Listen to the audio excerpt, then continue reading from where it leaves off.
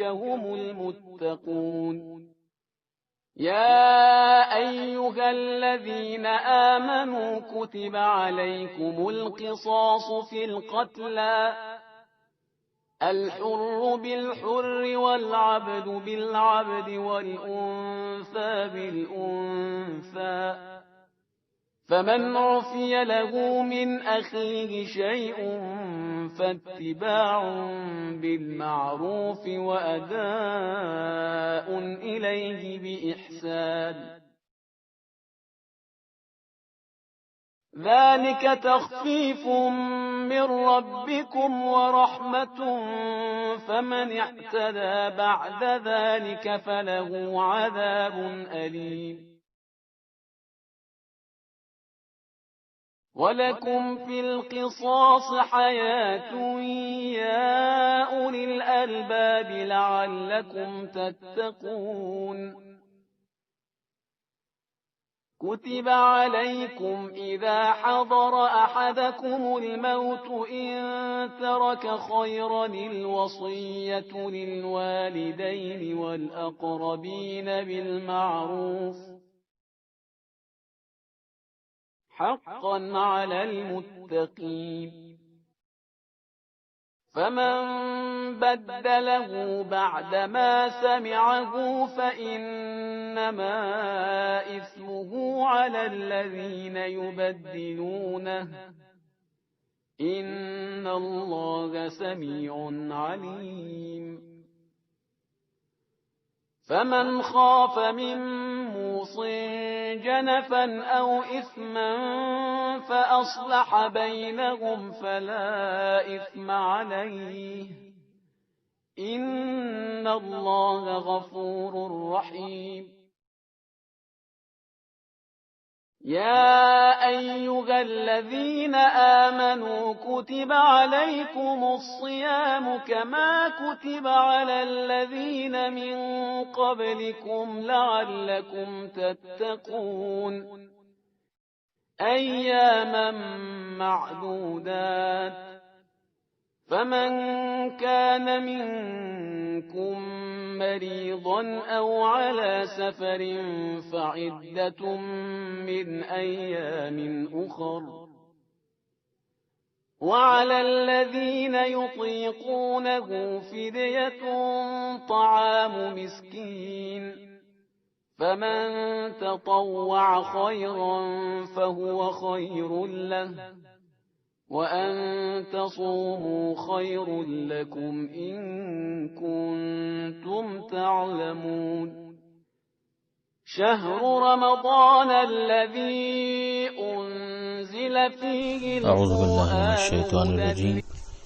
بسم الله الرحمن الرحيم الحمد لله رب العالمين والصلاة والسلام على أشرف الأنبياء والمرسلين وأہل بیتہ الطیبین الطاہرین المعصومین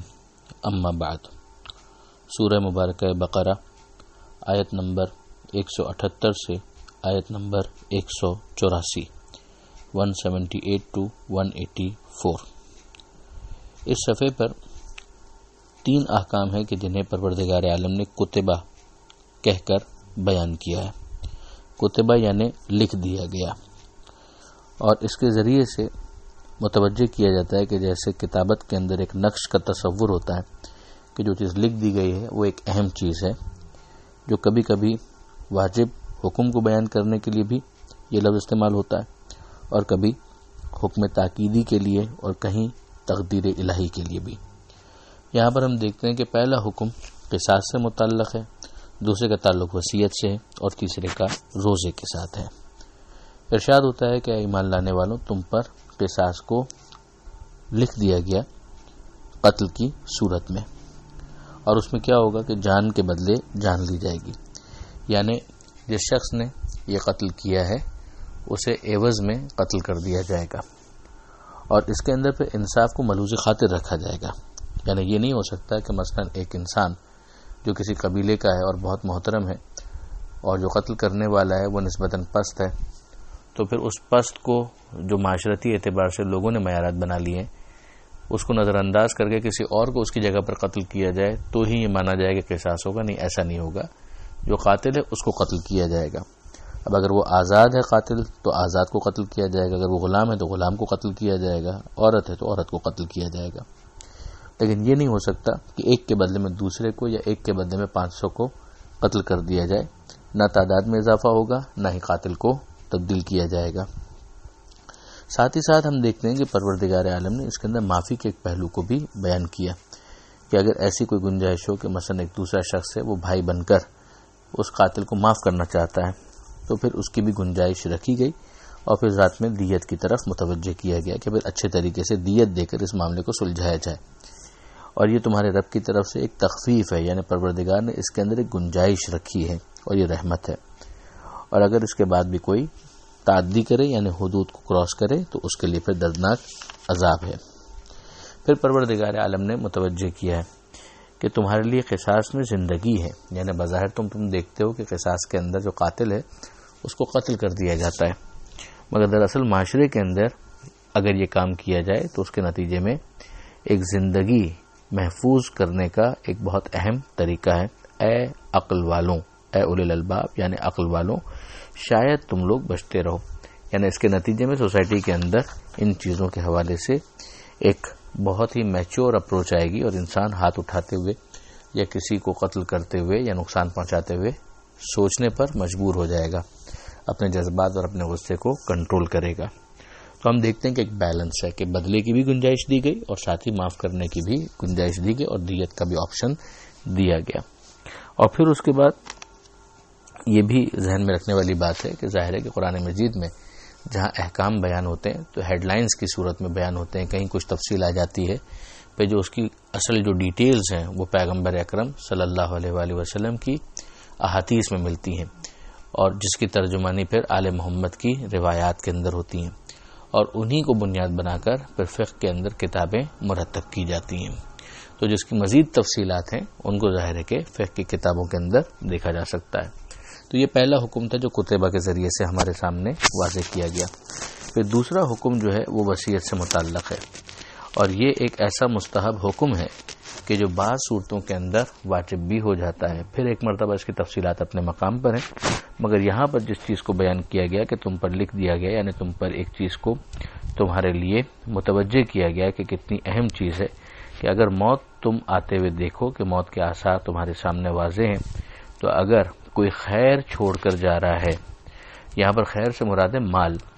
یہ باقاعدہ روایتوں کے اندر بھی اس کا ذکر آیا کہ اگر وہ مال چھوڑ کر جا رہا ہے، یہیں سے آپ اندازہ کیجئے کہ اگر حلال مال کسی نے کمایا ہے تو پروردگار عالم اسے خیر سے تعبیر کرتا ہے. اسلام رہبانیت کا دین نہیں ہے، کسب معاش کو بھی عبادت کے مصادیق میں شمار کرتا ہے کہ اگر موت آ رہی ہو تو تمہارے اوپر لکھ دیا گیا کہ اگر کوئی مال چھوڑ کر جا رہا ہے تو وہ وصیت کرے، والدین کے لیے کرے، اقربین یعنی رشتہ داروں کے لیے کرے، اور اچھے طریقے سے کرے. یہ متقین کے اوپر ایک حق ہے. اب یہاں پر اس فقہی مسئلے کو اتنا سمجھنا ضروری ہے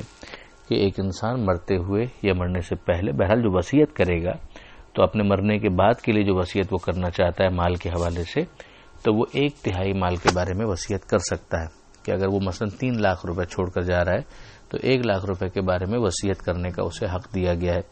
کہ وہ 1 لاکھ روپے کے بارے میں وصیت کر سکتا ہے کہ یہ میرے فلاں رشتہ دار کو دے دینا، یا فلاں دوست کو دے دینا، یا مسجد میں دے دینا، یا امام باڑے میں دے دینا، یا مثلا کسی ہسپتال میں غریبوں کے علاج کے لیے دے دینا. وہ جو وصیت کرنا چاہے جائز وصیت، وہ 1 لاکھ روپے کے بارے میں اس قضیے کے اندر کے تیسرا حصہ جو ہے اس کے بارے میں وہ وصیت کر سکتا ہے. لیکن اگر وہ اس سے زیادہ وصیت کرے تو پھر وہ نافذ نہیں مانی جائے گی. باقی جو 2/3 مال ہے اس کو شریعت کے مقرر کردہ طریقے کے مطابق میراث کے طور پر ورثہ میں تقسیم کر دیا جائے گا. تو یہاں پر یہ سمجھایا گیا کہ یہ وصیت اسے کرنی چاہیے، اگرچہ یہ اکثر اوقات واجب نہ بھی ہو مگر اس کی تاکید بہت زیادہ ہے. تو پھر اس کے بعد یہ کہا گیا کہ اگر کوئی اس کو بعد میں تبدیل کر دیتا ہے تو ایک گناہ کا کام ہے کہ جو وصیت کرنے والا ہے اس نے ایک وصیت کی تھی اور بعد والے نے اس میں تبدیل کر دی، مگر اس کا بار پھر اس تبدیل کرنے والے پر ہوگا. اس وصیت کرنے والے کو بہرحال اپنے اس عمل کا ثواب مل جائے گا. اور اگر کوئی اس بات کا خوف محسوس کرتا ہے کہ موسی یعنی جو وصیت کرنے والا ہے کہ اس کی طرف سے کوئی کجروی ہے یا اس نے کوئی گناہ کی وصیت کر دی ہے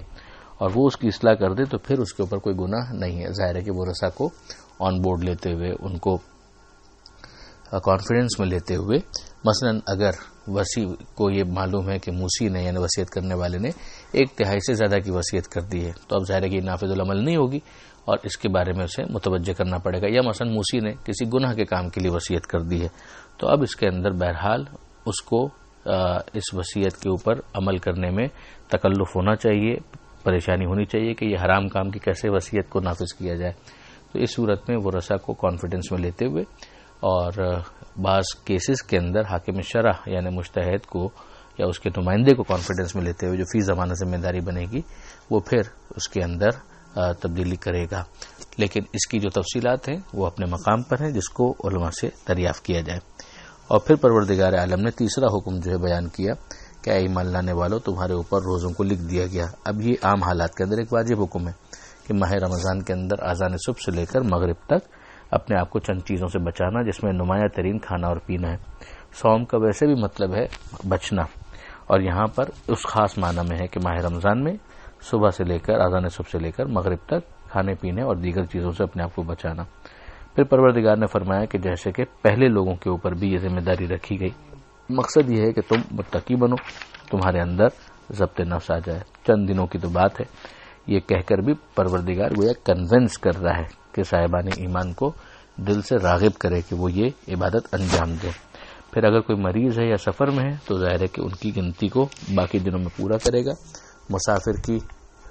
شرائط پر اگر وہ پورا اترتا ہے تو سفر میں اسے روزہ رکھنے کی اجازت نہیں ہے. اسی طرح سے اگر مریض ہے تو اپنی تفصیل کے مطابق مثلا اگر وہ روزہ رکھے گا تو اس کی جان جا سکتی ہے یا مرض میں شدت آ سکتی ہے تو بھی روزہ رکھنے کی اسے اجازت نہیں ہے. اور وہ کہ جن کے لیے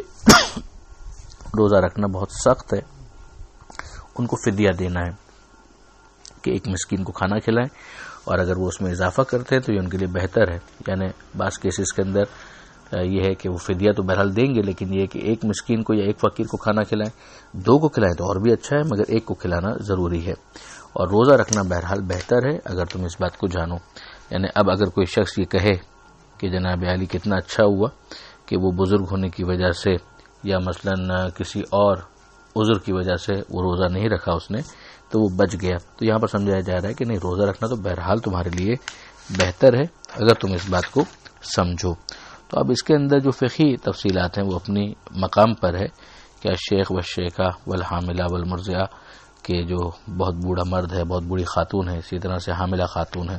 اسی طرح سے دودھ پلانے والی خاتون ہے کہ جن کو معلوم ہے کہ روزہ رکھنے سے ان کے یا ان کے بچے کے لیے مشکل آ سکتی ہے، اسی طرح سے بہت سخت جو پیاس کا مریض ہوتا ہے. ان تمام افراد کو فدیے کی اپنی شرائط کے ساتھ گنجائش موجود ہے، مگر اس کی تفصیل فقہی کتابوں کے اندر ہے اور اسے مکمل طور پر دیکھنے کے بعد ہی وظیفہ سمجھا جا سکتا ہے. یہاں پر آیت نمبر 184 مکمل ہوتی ہے اور روزے کی بحث اگلے صفحے پر بھی جاری رہے گی. وآخر دعوانا الحمدللہ رب العالمین، والسلام علیکم ورحمۃ اللہ وبرکاتہ.